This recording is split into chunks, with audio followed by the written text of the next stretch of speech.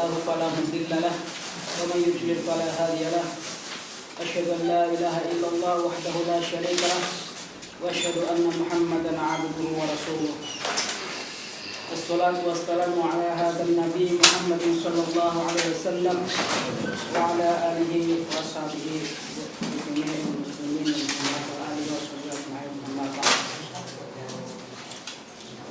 Para hadirin yang saya hormati,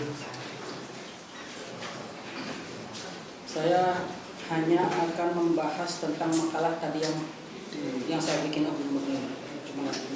tentang masalah syubhat kemarin, tentang masalah orang yang datang ke kuburan dengan berdalih hadis yang memiliki hikayah cerita yang diceritakan oleh Al-Uqbi yang dijelaskan dalam tafsir Ibnu Katsir.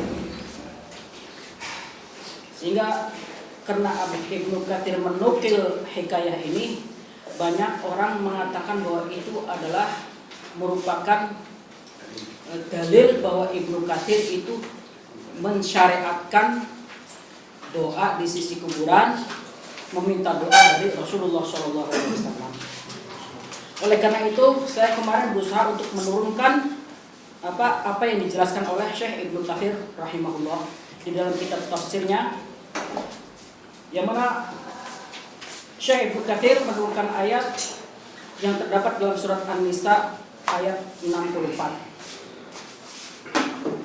Qala Allah Ta'ala fil Qur'anil 'Azim wa ma arsalna mir rasulin illa liyuta'a bi idznillah walau annahum id dzalamu anfusahum ja'uka fastaghfirullah wastaghfara lahumur rasulu lawajadullaha tawwaban rahimah. Allah berfirman, dan tidak kami mengutus dari seorang utusan terkecuali supaya dipatuhi biidznillah. Walau annahum idzalam, sesungguhnya jika mereka ketika menganiaya dirinya, ketika berbuat dosa, datang kepadamu Muhammad, lalu memohon ampun kepada Allah, dan Rasul pun memohonkan ampun untuk mereka, tentulah mereka mendapatkan Allah Maha Penerima Taubat lagi Maha Penyayang. Bagaimana yang dijelaskan oleh Syekh Ibnu Katsir? Syekh Ibnu Katsir di dalam menjelaskan ayat yang di atas ini, beliau berkata, Yaqulullah Ta'ala wa ma arsalna min rasulin illa liyuta'a ay furidat ta'atuhu ala man arsalahu ilaihim. Difardukan kepatuhannya atas orang yang Allah mengutus pada mereka, yaitu Nabi Muhammad. Allah meridhoi agar kita patuh kepada Nabi Muhammad SAW. Biidnillah ay biidnihi ay la yuti'u ahadun illa biidni. La yuti'u ahadan illa biidni. Tidak bisa dipatuhi seorang pun terkecuali dengan idni, yaitu idinku. Yani la yuti'uhum illa man waffaqtuhu dzalik. Tidak boleh patuh kepada orang terkecuali orang itu disepakati oleh saya untuk dipatuhi. Siapa yang disepakati untuk dipatuhi? Rasulullah SAW. Sehingga kita patuh kepada Rasulullah SAW adalah merupakan izin dari Allah Subhanahu wa Ta'ala. Sekarang bagaimana firman Allah, walau annahum idzalamu anfusahum ja'uka, jika seandainya mereka menganiaya, artinya menganiaya berarti tidak mematuhi perintah Rasul atau perintah Allah. Ya, salah, perintah Rasul pun berarti perintah Allah, karena Rasul diizinkan untuk dipatuhi, perintahnya dilaksanakan, larangannya ditinggal. Kalau kita sudah melaksanakan larangannya, berarti kita menerjang larangan Rasul, atau kita meninggalkan perintahnya, perintah Rasul kita tinggalkan, berarti sudah mendolimi, kan begitu. Walau annahum idzalamu anfusahum, jika kita sudah mendolimi dirinya, kemudian ja'uka, mereka datang kepadamu Muhammad, fastaghfirullah, kemudian mereka meminta ampun kepada Allah, wastaghfara lahumur rasul, kemudian Rasul memintakan ampun kepada Allah untuk mereka, untuk orang-orang yang datang, lawajadullaha tawwaban rahimah. Tentunya mereka mendapatkan Allah menerima taubatnya dan Maha Kasih Sayang. Jadi kalau kita datang kepada Rasul setelah kita bermaksiat, berbuat dolim, datang kepada Rasulullah SAW, meminta ampun kepada Allah dan meminta doa dari Rasulullah SAW agar Allah mengampuninya, maka Allah akan mengampuninya. Maka Allah akan menerima taubatnya sehingga kita mendapati Allah Maha Kasih Sayang kepada kita. Bagaimana tafsir Ibnu Katsir? Hada yurshidullahu ta'ala al-usad al-mudnimin idza waqa'a minhum al-khata' wal isyan. Ayat ini walau annahum idzalamu anfusahum ja'uka, datang kepadamu Muhammad, ini Allah Subhanahu wa taala memberikan saran, kan? Yurshidu, memberikan saran, jangan kepada orang yang berbuat dosa, orang yang bermaksiat, supaya datang kepada Rasulullah. Ini kata Allah, kalau kamu telah berbuat dolim, datanglah ke Rasulullah. Gitu. Kemudian di sana, gimana? Fayastaghfirullah indah, mintalah kepada Allah di sisi Rasulullah. Kan? Datang kepada Rasulullah, di situ minta pengampun kepada Allah di sisi Rasulullah. Wa yas'aluhu wa yastaghfiru lahum.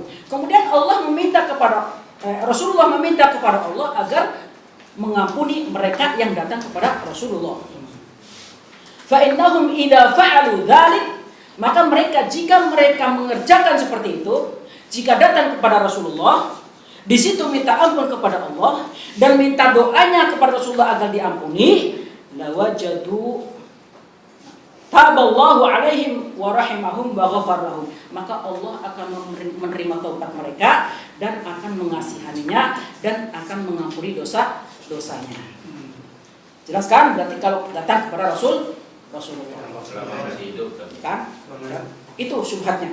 Di sini tidak menjelaskan hidup atau mati. Di dalam ayat kan gitu. Nah, tidak menjelaskan Rasul hidup atau mati. Tapi waktu itu ini kan ayat ketika Rasul masih hidup. Dan mereka para sahabat datang kepada Rasulullah.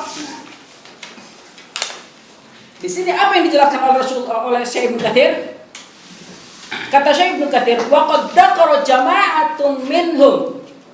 Sungguh telah menjelaskan segolongan dari mereka. Berarti termasuk Ibnu Katsir bukan? Kata-kata mereka Ibnu Katsir bukan. Ke bawah enggak? Bukan. Sungguh telah menjelaskan segolongan dari mereka. Berarti yang mengatakan tidak terbawa. Ya kan? Terkecuali kalau telah menjelaskan dari kami baru ke bawah. Di sini Ibnu Katsir menjelaskan wa qad dzakara jama'atun minhum, telah menjelaskan segolongan dari mereka. Minhum Asy-Syaikh Abu Nasir. Di antara mereka adalah Syekh Abu Nasr bin Sobag fi kitabihi, di dalam kitabnya Asy-Syamil.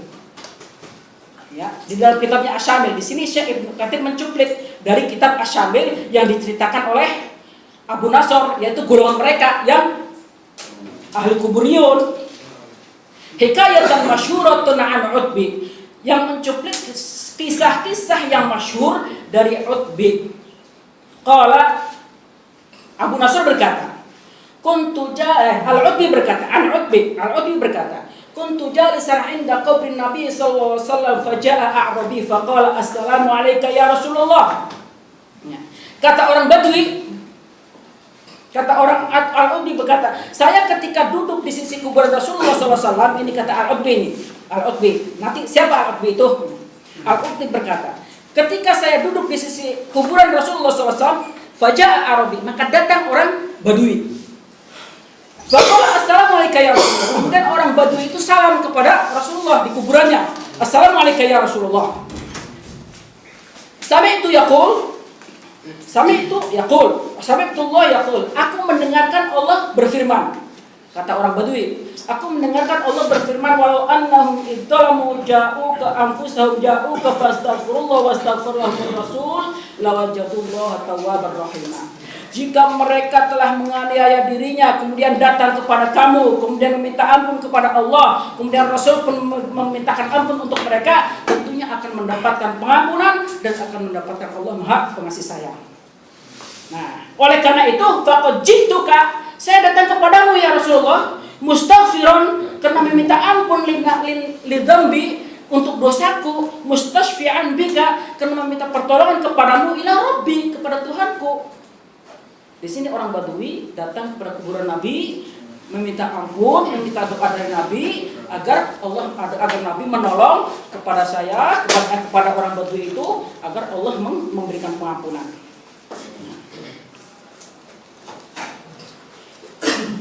Tsumma ansha'a yaqul, kemudian orang Badui itu membacakan syair menyanjung Nabi Muhammad SAW. Ya khairu man dufinat fil qa'a'dhamu, wahai orang yang dikubur di dasar tanah yang mulia, yang semulia-mulia tanah. Fataba min tibihinna alqa wal akam, maka jadi baiklah dari kebaikannya dasar lautan dan tingginya pegunungan. Nafsi alfida qabri anta sakinuhu, jiwaku sebagai alfida, sebagai tebusan, liqabrin anta sakin, untuk suatu kuburan engkaulah penghuninya.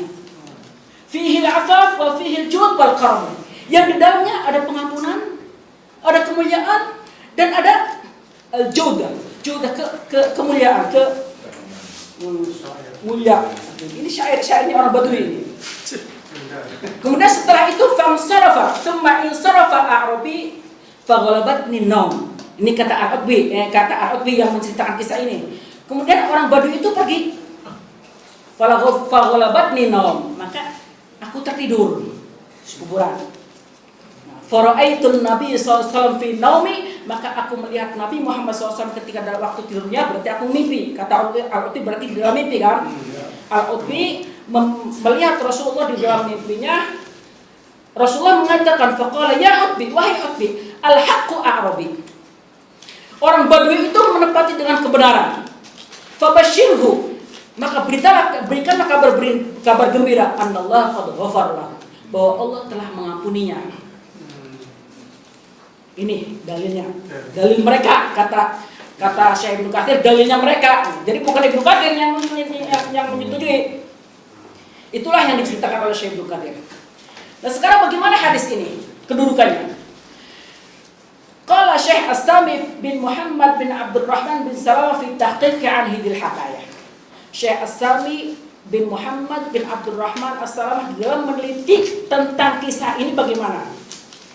Dzakar hadhihi al-hikayah An-Nawawi fi Majmu'.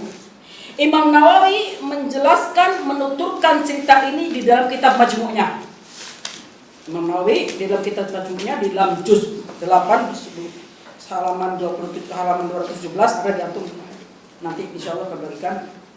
Dan di dalam kitab Idhahnya Syekh Nawawi juga menemukan di halaman 498. Wa zada baitaini taliyani. Imam Nawawi menambahkan 2 bait, 2 syairan, 2 sanjungan, yaitu antas syafi' alladhi yurja syafa'atuhu, engkaulah penolong yang diharapkan pertolongannya.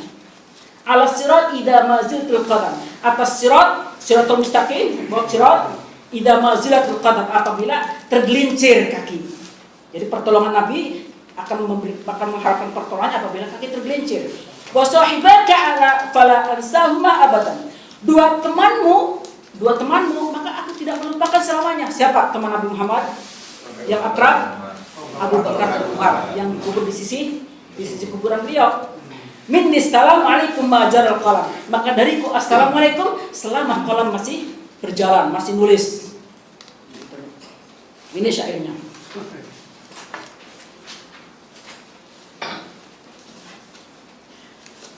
Kemudian Imam Nawawi menunjukkan wa min ahsani ma yaqul, sebagian daripada yang terbaik dari apa yang diucapkan adalah ma hakahu ashabuna an Utbi, yaitu cerita-ceritaan, kisah-kisah yang diceritakan oleh teman kami Al-Utbi. Di sini Imam Nawawi menganggap baik terhadap kisah ini. Imam Nawawi menganggap baik terhadap kitab ini. Wa min ahsani ma yaqul ma hakahu ashabina. Sebagian daripada ceritaan yang paling baik adalah ceritaan yang diceritakan oleh sobat kami, yaitu Al-Utbi, mustahsinina lahu, yang mereka menganggap baik terhadap kisah ini. Tsumma dzakaraha bitamam, kemudian Syekh An-Nawawi menjelaskan kisah ini sampai sempurna di dalam kitabnya. Di sini bagaimana kata Syekh As-Sami? Ibnu Katsir huna lam yarwiha wa lam yastahsinha. Ibnu Katsir di dalam kitabnya tidak menceritakan kisah ini dan tidak menganggap baik. Kenapa? Karena Ibnu Katsir hanya sekedar menyuplik perkataan mereka gitu loh. Tidak menganggap baik. Bal naqalaha kama naqala ba'du Israiliyat. Bahkan Syekh Ibnu Katsir sekedar mencuplik dari perkataannya Imam Nawawi. Perkataannya Imam Nawawi seperti cuplikan kisah-kisah yang terdapat dalam kisah-kisah Israiliyat. Karena di dalam kitabnya Ibnu Katsir banyak kisah-kisah yang dikisahkan oleh orang-orang Israel di situ. Banyak nyuplik. Jadi untuk apa tujuannya? Untuk perbandingan hak dan yang benar dan yang sahihnya, mana yang tepat dengan Rasulullah dan mana yang tidak tepat. Seperti itu perbandingan. Jadi bukan untuk diikuti gitu. Mencuplik. Wa ya hikayatun batilah. Cerita ini adalah cerita yang batil. Ini dalam penelitian cerita ini adalah cerita yang batil. Berarti tidak sah kisahnya. Wa qissatuhu wahiyah. Kisahnya adalah yang hampa sama sekali, tidak bisa dijadikan dalil. Istadalla biha ba'dun nas bi jawazi tawassul bi Rasulillah sallallahu alaihi wasallam ba'da wafati. Yang dengan kisah ini banyak orang menjadikan dalil. Dengan kisah ini banyak orang menjadikan dalil untuk bertawassul kepada Nabi Muhammad sallallahu alaihi wasallam setelah kematiannya. Waradda 'alaiha bi arba'ati umur. Sehingga dengan kisah ini kita bisa membantah dengan 4 macam. Bisa membantah dengan 4 macam kata Syekh. Dzakaraha Syekh Al-Fadil Shalih Al-Syekh fi kitabih hadhihi mafahimina, yang telah dijelaskan oleh Syekh Al-Fadil Shalih Al-Syekh di dalam kitabnya yang dinamakan kitab Hadhihi Mafahimuna. Jika ingin tahu bantahan-bantahannya silahkan merujuk kepada Syekh, kepada kitab Hadhihi Mafahimuna. Di sini banyak bantahan-bantahan yang menjelaskan, yang membantah kepada ahli bid'ah dan ahli kuburiyun. 4 perkara. Pertama, bagaimana? Madama annaha laysat min sunnati Rasulillah sallallahu alaihi wasallam. Selama kisah itu bukan dari jejak Nabi, ya. Selama kisah itu bukan dari sunnah Rasulullah sallallahu alaihi wasallam. Wa ala fa'ala khulafa'uhur rasyidin, dan tidak dikerjakan oleh khulafa'ur rasyidin, Abu Bakar, Umar, Utsman, Ali, tidak dikerjakan. Wa sahabatu al-mukarramin, dan tidak dikerjakan oleh para sahabat-sahabatnya yang mulia-mulia dari kalangan para sahabat. Wala min fi'li tabi'in, dan bukan dari sebagian perbuatannya para tabi'in. Bukan tabi'in, al-Uqbi bukan tabi'in. Yang itu jauh. Wal qurunil mufaddalah, dan kurun yang utama 300 ke sana. Wa kaifa yahtaju biha, bagaimana kita akan berhujjah dengan hadis ini, dengan kisah ini? Bukan hadis, kisah ini. Oh, wahya tu'aridul ahadits sahihah, sedangkan kisah ini adalah bertentangan dengan hadis-hadis yang sahih. Gitu. Allati naha fiha 'anil ghulu fil qubur, yang mana hadis-hadis sahih itu melarang berlebihan terhadap kuburan. Gitu.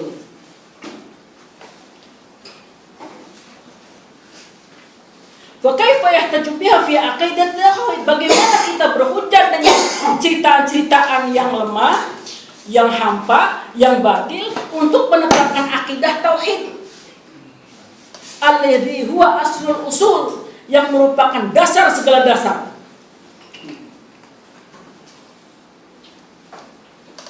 Yang mana hadis yang sahih wal ghulu fi sholihin melarang atas hulu berlebihan dalam orang-orang soleh secara umum, hadisnya secara umum. Wa hulu fil qabri, dan melarang berlebihan dalam kuburan, wal ghulu fihi sallallahu alaihi wasallam khususan, dan hadis yang khusus pun ada yang menjelaskan tentang kita dilarang hulu kepada kuburan Nabi Muhammad SAW. Wa amma man naqalahu minal ulama, adapun orang yang mencuplik kisah itu dari suatu ulama dan yang menganggap baik kisah-kisah itu, falaysa dzalika bihujjatin tu'aridu bihan nususis sahihah. Dengan demikian, anggapannya Imam Nawawi menganggap kisah ini baik dan mencupliknya Syekh Ibnu Katsir di dalam kitabnya, ini tidak bisa dijadikan hujjah untuk menolak hadis-hadis yang sahih yang dengan penolakan terhadap hadis-hadis sahih ini nanti kita bisa menyelisihi aqidatus salaf, tidak bisa menyelisihi akidah salaf. Akidah salaf sama sekali terhadap kuburan tidak mengagungkan, tidak meminta Rasul di sisi kuburannya, dan tidak meminta Rasulullah SAW setelah kematiannya. Sehingga anggapan baiknya Imam Nawawi tidak bisa dibuat dasar untuk menolak hadis sahih. Menyuplitnya Ibnu Katsir tentang kisah ini tidak dijadikan dalil untuk bisa menentang hadis yang sahih. Dengan demikian maka anggapan ulama terhadap baiknya kisah, cuplikannya Imam Ibnu Katsir terhadap kisah itu tidak bisa dijadikan sebagai hujjah. Faqad yakhfa 'ala ba'dul ulama ma huwa wadihun li ghairihi. Kenapa? Karena terkadang sebagian ulama tidak tahu terhadap sebagian permasalahan yang permasalahan itu diketahui dengan jelas oleh ulama yang lain. Ya kan? Ibarat saya tidak tahu tentang masalah ini, tapi Abu Fahmi mengetahuinya. Gitu. Ibnu Katsir tidak tahu tentang masalah itu, tapi kemungkinan ulama-ulama ilmu tafsir yang lain tahu tentang masalah yang lain. Sehingga waqad yukhti'un fi naqlihim wa ra'yihim. Sehingga terkadang mereka salah di dalam mencuplik dan di dalam berpendapat tentang memahami suatu hadis. Wa takunu hujjah ma'a man khalafahu. Sehingga hujjah yang benar adalah bersama dengan orang yang menyelisih mereka. Sehingga hujjah yang benar ibaratnya orang menganggap baik terhadap orang yang ziarah kubur dan berhujjah dengan hadis yang sahih. Karena dia tidak tahu tentang permasalahan ghulu fiddin. Gitu loh. Sehingga kebenaran di mana? Kebenaran adalah orang yang menyelisihi terhadap orang yang mengagungkan kuburan, yaitu orang yang tidak mau ghulu berlebihan di dalam kuburan. Fatakunu hujjatu ala man khalafahum. Wa ma dimna qad alimna tariqus shawab. Sehingga selama kita sudah tahu jalan yang benar yang dilarang oleh Rasulullah SAW melalui hadis-hadis yang sahihnya, fala sya'na lana bima qalahu fulan au hakahu fulan. Maka tidak butuh bagi kami, tidak berhasrat, tidak berkehendak untuk mencuplik perkataannya si fulan dan cita-citanya si fulan. Ada hadis sahih melarang, itu si fulan cerita bahwa si Utni kuburan datang ke kuburan nanti bisa diampuni. Ini cita-cita yang wahim. Kisah-kisah desas-desus yang sama sekali tidak ada sanadnya, yang batil dan yang dhaif, dan al-utbinya pun dari orang yang majhul. Nanti dijelas. Yang tidak tahu kisah siapa itu utbi, siapa bapaknya, dan kisah tentang keadilannya itu nggak diketahui. Falaysa dinana mabniyun ala hikayah. Kenapa? Karena agama kami tidak dibangun dari ceritaan-ceritaan. Agama kita tidak dibangun dari dongeng-dongengan wal manamat dan dari impi-impian. Wa innama huwa mabniun ala barahin as-sahihah. Karena agama kita dibangun berdasarkan dalil-dalil yang jelas, yang sahih, bukan dibangun dari cerita-cerita mimpi dan kisah-kisah yang tidak jelas. Thaniyan, bantahan yang kedua. Tadi bantahan pertama. Bantahan yang kedua. Qad takhfa ba'du masail Qad tukhfa ba'dul masail wal ma'ani 'ala man khala' al-andad. Terkadang sebagian permasalahan tidak diketahui oleh orang yang sudah melepas persekutuan kepada Allah. Kita sudah mengucapkan la ilaha illallah, sudah lepas persekutuan kepada Allah. Tapi ada permasalahan yang tidak diketahui, yang bahwa itu adalah syirik. Sehingga kita bisa terjerumus terhadap perbuatan itu. Sehingga fatabra'a minasyirki wa ahlihi. Orang itu sudah membebaskan dirinya dari kesyirikan dan dari orang-orang yang berlaku syirik. Kama qala ba'du sahabat, seperti apa yang dikatakan oleh sebagian sahabat, ij'al lana dzatu anwat kama lahum dzatu anwat. Jadikanlah untuk kami dzatu anwat seperti hanya mereka punya dzatu anwat. Apa itu dzatu anwat? Dzatu anwat adalah merupakan pohon sidir, pohon yang diyakini oleh mereka bahwa pohon ini mengandung berkah.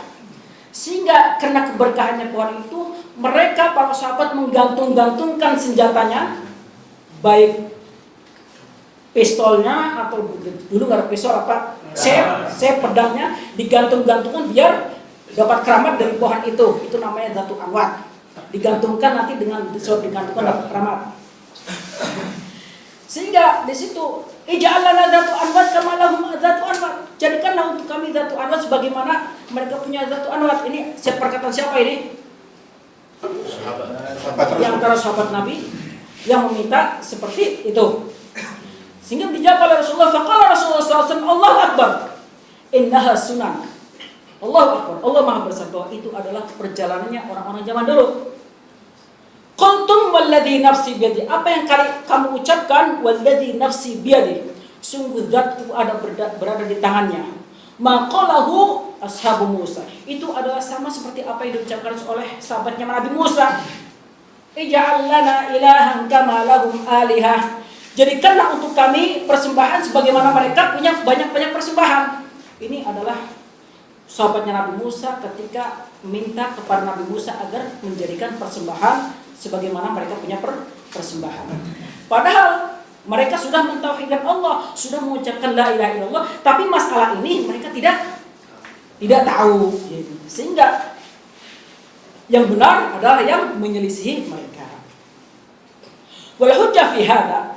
Sehingga apa? Pengambilan dalil di dalam hadis ini adalah anna haula'is sahabatu wa in kanu hadithi ahdi bi kufrin fahum dakhalu fi dinin bila ilaha illallah wa hiya la takhla'ul andad wa asnafu syirki wa tauhidul ma'bud wa ma'a dzalik wa ma'a ma'rifatu qaliha al-haqiqatu bi makna la ilaha illallah khafiya alaihim ba'dul masail min afradiha. Dengan demikian maka sekalipun mereka sudah baru masuk Islam dan sudah meninggalkan kekufurannya, sudah mengucapkan la ilaha illallah, tidak ada Tuhan, tidak ada persembahan yang berhak untuk disembah kecuali Allah saja, wahya takhlu andad, dia sudah mencabut kesyirikannya, sudah meninggalkan perbuatan-perbuatan mensekutukan Allahnya dari segala bentuk kesyirikan, dan dia sudah mengesahkan kepada yang disembah Allah saja. Dengan namun demikian mereka masih samar, masih tidak mengetahui apa permasalahan secara perinciannya, apa itu yang membuat syirik, gitu loh. Dia meyakini bahwa itu bukan termasuk syirik, atau meminta Zatu Anwat itu dia tidak tahu bahwa itu adalah merupakan sesuatu yang membuat syirik, yang membuat bertentangan dengan kalimat la ilaha illallah. Dengan demikian bisa jadi apa yang dicuplik oleh mereka adalah karena tidak pahamnya tentang masalah syirik, jadi masih khafiyah. Jadi itu adalah bukan merupakan hujjah. Talitan, yang ketiganya, kaifa yatajassar ahadun an yu'aridu nusus kitabillah. Bagaimana seseorang akan berani untuk menolak nas-nas Al-Quran, nas-nas kitabullah wa sunnatu Rasulullah. Bagaimana seseorang berani menolak nas-nas Al-Quran yang sudah jelas dan nas-nas sunnah Nabi yang sudah jelas sahihnya, biqauli hakim, biqauli hakahu hakim, dengan ucapannya, dengan kisah-kisah yang dikisahkan oleh tukang kisah, tukang dongeng. Bagaimana orang itu menolak nas Al-Quran dan hadis sahih berdasarkan dengan kisah yang gak jelas yang dikisahkan oleh tukang dongeng. Hanya sekedar apa? Sekedar mustahsinin lahu, hanya sekedar menganggap baik. Sedangkan Allah Subhanahu wa taala yaqul, padahal Allah Subhanahu wa taala berfirman, "Falyahdharil ladzina yukhalifuna an amrihi an tusibahum fitnatan aw yusibahum adzabun alim." Padahal Allah telah berfirman, berhati-hatilah. Hendaklah orang-orang yang menyelisihi perintah Rasul berhati-hati, awas jangan sampai menyelisihi, an tusibahum fitnatan aw yusibahum adzabun alim, agar tertimpa pada mereka fitnah dan siksa yang pedih. Jadi berhati-hati, Allah ini memberikan hati-hati, jangan sampai menyelisih Rasul. Kenapa? Karena kalau sudah menyelisih Rasul nanti akan tertimpa fitnah atau tertimpa siksa yang pedih. Sehingga di sini Allah menekan jangan sampai menyelisih Rasul. Jadi kalau sudah ada hadis yang sahih nas dalil dari Al-Quran sudah jelas, maka kita jangan sampai menyelisih Rasul hanya sekedar ada kisah-kisah yang dari omongan sentingan sipulan dan sipulan, kemudian hadis Rasul ditinggalkan. Jangan di sini. Allah mewati-wati, tahu mewati-wati. Itu bahasa kita sejauh mewati-wati. Jauh-jauh jangan berpesan.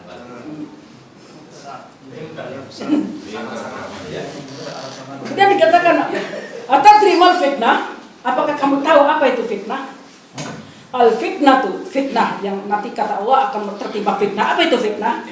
Al-fitnah itu asyirku. Fitnah adalah syirik. Jadi kalau kita menyelisih Rasul, bisa jadi nanti terjatuh kepada kesyirikan, kan? Bisa jadi terjatuh kepada perbuatan bid'ah. La'annahu idza radda ba'du qawlihi ayyaqu fi qalbi syai'un min az-zigh wal yahdi. Ya.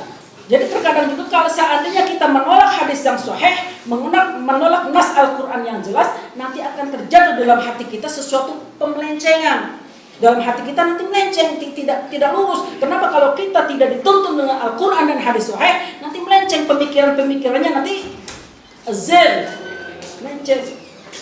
Sehingga apa? Fayuhlika, maka akan menghancurkan segala perbuatan kita, menghancurkan amalan-amalan kita. Rahu an Ahmad al-Fadl bin Ziyad wa Abu Talib wa la'alahu fi kitab ta'at Rasulullah bin Ahmad. Nah, penjelasan ini diceritakan oleh Ahmad bin Fadl bin Ziyad Abu Talib. Fata'atul Rasul sallallahu alaihi wasallam muqaddimatun ala ta'ati kulli ahadin.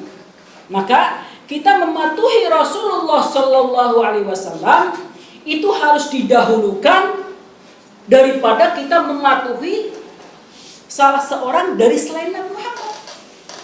Kalau Nabi Muhammad mengatakan suruh melaksanakan si A, kemudian si B mengatakan harus melaksanakan si B, kita harus ucapan Rasulullah harus dikedepankan, didahulukan daripada ucapan orang lain selain Nabi Muhammad SAW.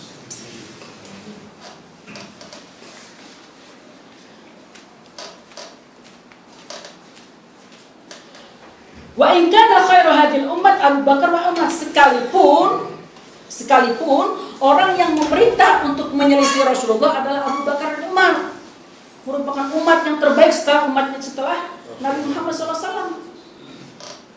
Kama qala Ibnu Abbas, sebagaimana apa yang dikatakan oleh Ibnu Abbas radhiyallahu anhu, yushiku an tanzila alaikum hijaratan minas sama, aqulu qala Rasulullah SAW wa taqulun qala Abu Bakar wa Umar. Kata Ibnu Abbas, hampir-hampir antanzila alaikum, akan turun atas mereka hijaratan minas sama, batu dari langit. Dikhawatirkan, kata Ibnu Abbas, dikhawatirkan, yushiku, dikhawatirkan antanzila alaikum hijaratan minas sama, akan turun atas kalian batu dari langit. Aqulu qala Rasulullah SAW, aku katakan qala Rasulullah SAW, wa taqulun, tapi kamu membantahnya dengan mengatakan qala Abu Bakar wa Umar. Sehingga Abu Bakar dan Umar pun perkataannya tidak boleh untuk membantah apa yang dikatakan oleh Rasulullah SAW. Bagaimana ini untuk membantah ucapan Rasulullah dengan perkataannya Al-Utbi yang majhul, tidak jelas siapa orangnya, dan hadisnya pun mad'uif, tidak sanadnya, ceritaannya pun ceritaan mimpi. Paham? Dengan demikian, fakaifa law ra'a Ibnu Abbas haula'in nas, maka bagaimana seandainya Ibnu Abbas mengetahui mereka alladzina yu'aridu sunnah thabitah, yang menolak sunnah Nabi yang tepat, pasti kesahihannya, wal hujjah wadih, hujjahnya jelas, biqaulin Arabi, dengan ucapannya orang Badui, fi qissati Utbi dhaifah munkarah, dengan kisahnya Al-Utbi yang lemah dan yang mungkar. Inna sunnata fi qulubi muhibbiha a'zam wa aghla min tilka hujjaj. Kenapa? Karena sunnah Nabi di hati-hati orang yang mencintai sunnah Nabi adalah lebih agung, lebih utama, lebih mulia, dan lebih berharga min tilkal hujaj al-bitafahibah, dari hujah-hujah mereka yang lemah, yang wahiyah, yang simpang siur, alladzi yadli biha sahibul mafahimil bid'ah, yang dengan hujah mereka itu mereka akan menjalankan apa yang dengan hujah mereka orang-orang bid'ah berpegang. Jadi orang-orang yang berbuat bid'ah, kuburin mereka berpegangnya adalah hujah-hujah yang lemah, yang mungkar, mutawatir, sehingga dengan hujah itu mereka menolak hadis-hadis yang sahih, nas-nas yang jelas, ayat Al-Qur'an dengan jelas. Fatilka mafahiman mabniyatun ala manamat wa munkarat, yang mana sahibul bid'ah itu berpegang agamanya dengan impi-impian, hadis-hadis yang mungkar, hadis-hadis yang dhaif. Fa'ajab li hadza, kata At-Tahqiq, yang lebih aneh daripada ini adalah jarrudal mutabi'ah li Rasulullah sallallahu alaihi wasallam wa hadra an hadr. Mereka berani untuk meninggalkan sunnah-sunnah Nabi SAW hanya menjalankan hadis riwayat-riwayat kisah-kisah yang mungkar itu. Wa hadar thumma hadar, maka hati-hatilah min anturadul ahadits sahih, jangan sampai menolak hadis-hadis sahih. Wa tu'minu bi akhbaril batilah wahya, kemudian kamu iman dengan berita-berita yang dhaif, yang lemah, yang mungkar. Wa yushku biman fa'al dzalik ay yaqu fi qalbihi fitnatan fayahla, sehingga dikhawatirkan nanti di dalam hatinya mereka akan terkena fitnah sehingga musnahlah. Hadis yang sahih ditinggal, dibuang, hanya berpegang dengan hadis yang mungkar. Rabi'an, yang keempat hujjahnya. Ma min 'alimin illa wa yuraddu 'alaihi fi masail ifkaruha imma an ra'yin. Tidak ada seorang alim pun, ini akidah, ini apa dasar ini. Tidak ada seorang alim pun, semua orang, terkecuali perkataannya bisa ditolak. Bisa ditolak. Yang ia pilih, perkataan yang ia pilih dengan sebab pendapatnya. Ada seorang alim memilih suatu masalah dengan sebab pendapatnya, maka orang itu bisa ditolak. Aw an fi hujjatin, atau karena berpegang dengan hujjah yang dhaif, ditolak. Tapi bukan berarti mereka salah.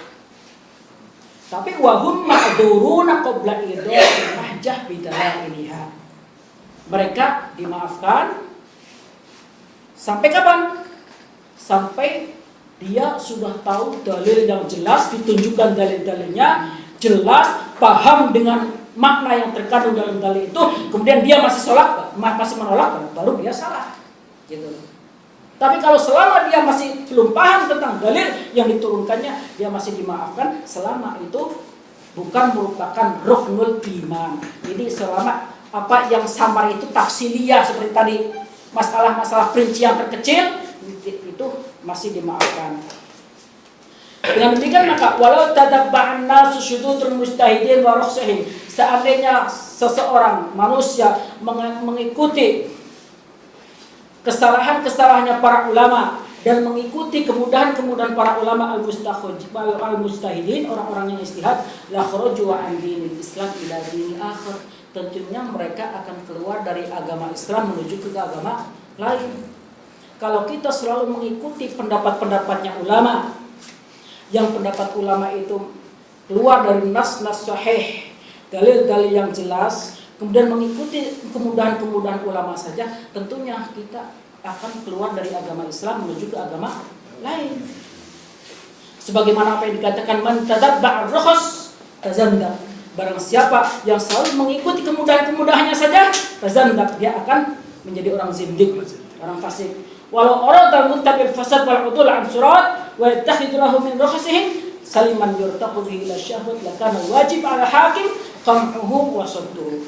Dan jika seandainya orang yang selalu mengikuti kemudahan-kemudahan, mengikuti kerusakan apa yang dijalankan oleh ahli bid'ah, wal udul an surat, dan pindah dari jalan yang benar, kemudian dia mengambilnya kemudahan-kemudahan itu dengan hati yang rela, selamat, tenang, sesuai dengan syahwatnya, gitu. Kenapa? Karena kemudahan ulama itu dilaksanakan enak sesuai dengan syahwatnya. Kita ingin kayak itu, oke, gitu kayak itu. Kalau kita mengikuti seperti itu, wajib alal hakim, maka wajib atas hakim, ini atas pemerintah, bagi pemerintah Islam, qam'uhu wa sadduhu, akan membekukan dan menahannya, enggak boleh, wa ta'ziruhu, dan mentakzirnya. Kalau ada orang yang selalu mengikuti kemudahan ulama saja, hakim agar mentakzirnya, enggak boleh. Kama huwa masyhur fi fikih ahmadil arba'ah, seperti yang telah masyhur diterangkan di dalam kitab fikih 4 Imam 4 wa ghairihi. Allahumma hafidh alaina dinana, ya Allah, semoga Allah menjaga atas kami agama kami, semoga Allah menetapkan kita kepada jalannya ya Allah. Semoga Allah selalu menginjakkan kaki kita kepada siratal mustaqim dan selalu menunjukkan kepada jalannya, selalu memudahkan untuk mengikuti sunnahnya. Wabillahi taufiq. Wassalamualaikum warahmatullahi wabarakatuh. Subhanallah wa bihamdihi asyhadu an la ilaha illa anta astaghfiruka wa atubu ilaik.